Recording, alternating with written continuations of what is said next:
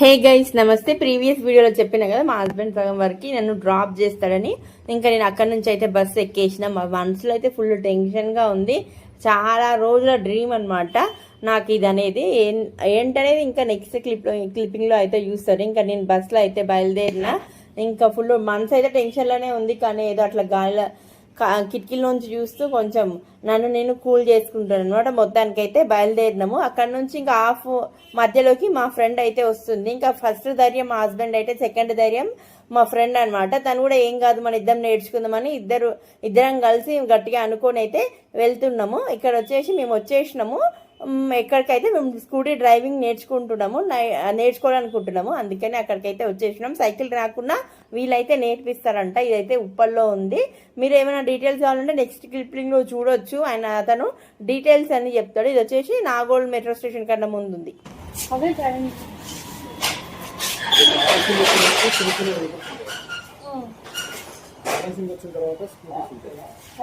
అన్ని easy scooties ఉంటాయి. Balancing వచ్చే వరకు రోజు గంట సేపు ఉంటుంది. బ్యాలెన్సింగ్ వచ్చిన తర్వాత స్కూటీస్ వచ్చేసరికి 40 minutes ఉంటుంది. ఇలాంటి స్కూటీస్ ఉంటాయి. పెట్రోల్ వెహికల్స్ ఎటువంటి ఉంటాయి, అన్ని ఎలక్ట్రిక్.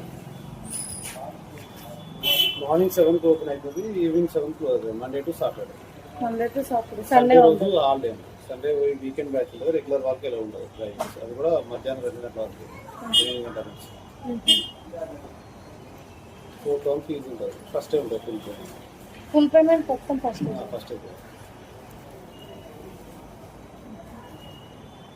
మేము చాలా దూరం నుంచి వస్తాం అన్న, తగ్గించండి. డిస్కౌంట్ ఏమి కాటేదని ఐడియా ఉంది కదా, అక్కడ నుంచి డిస్కౌంట్ అంటే ఇద్దరు ఒకేసారి కదా, అట్లా ఏమన్నా